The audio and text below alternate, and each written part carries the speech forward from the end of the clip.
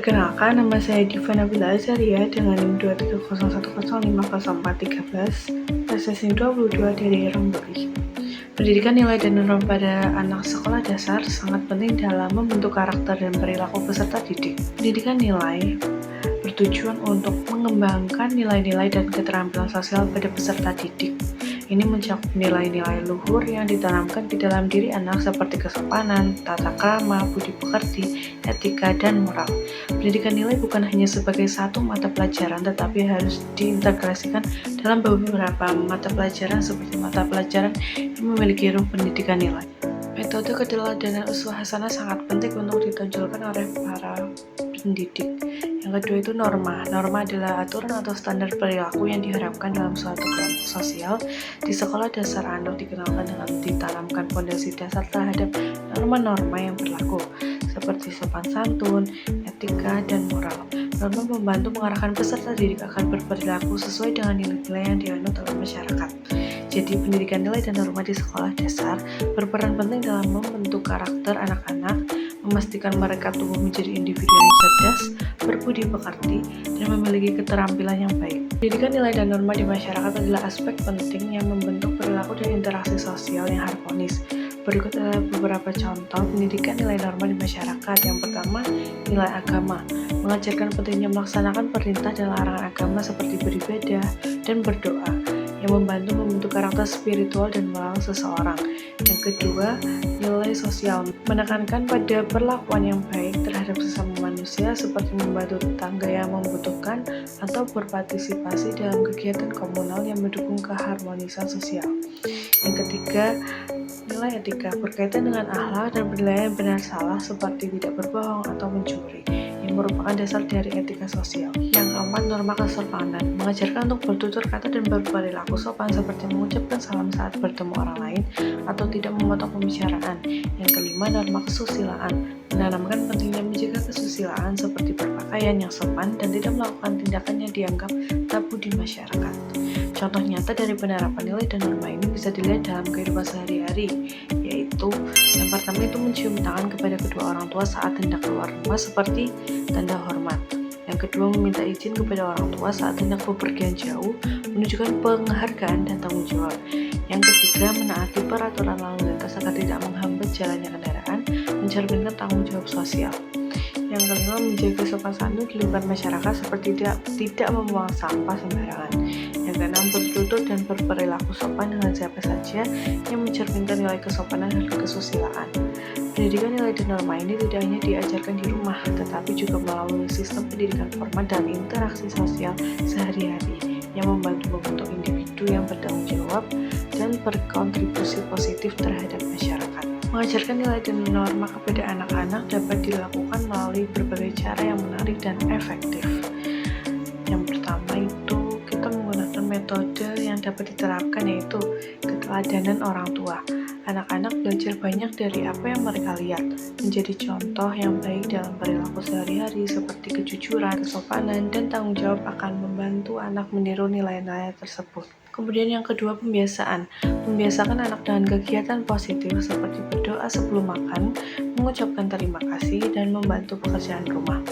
Kegiatan rutin ini akan membentuk kebiasaan baik pada anak. Kemudian yang ketiga, pendidikan formal.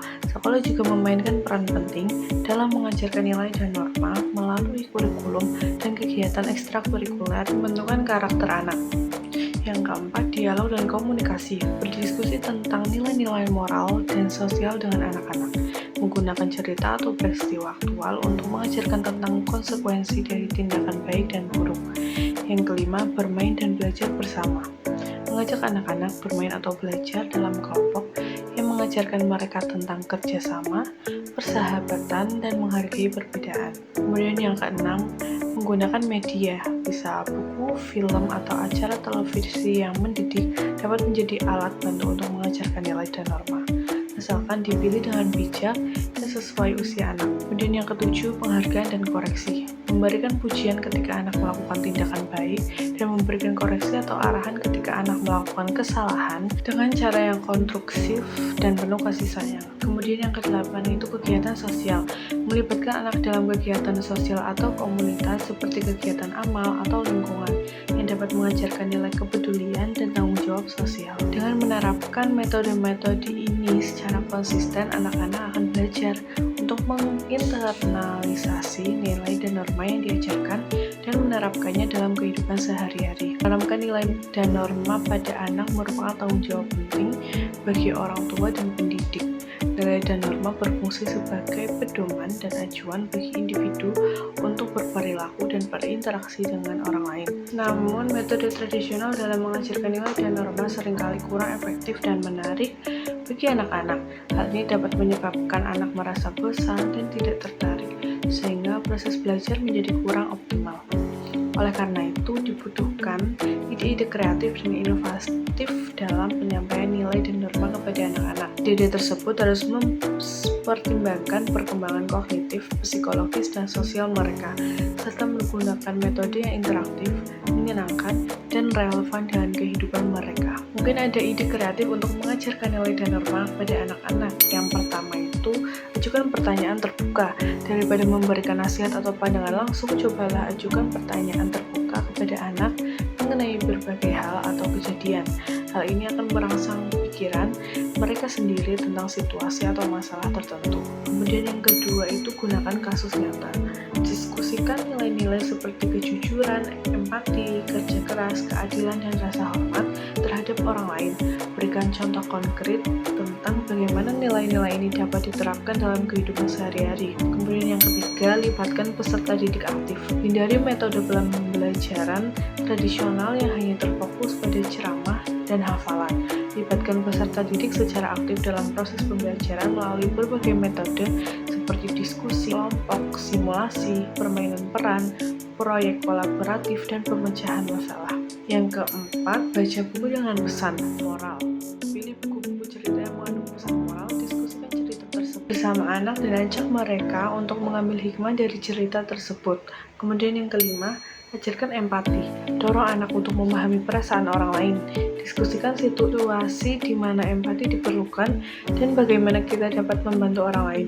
Yang keenam, hargai kepentingan individu. Ajarkan anak tentang pentingnya menghargai perbedaan dan keunikan setiap individu. Diskusikan bagaimana kita dapat saling menghormati dan bekerja sama dengan orang lain. Ingatlah bahwa setiap anak memiliki kebutuhan dan preferensi yang berbeda. Jadi penting untuk memahami karakteristik dan minat mereka agar metode pengajaran nilai dan norma dapat lebih efektif dan menarik. Semoga ide-ide tadi membantu Anda dalam mengajarkan nilai-nilai kepada anak-anak. Terima kasih. Wassalamualaikum warahmatullahi wabarakatuh.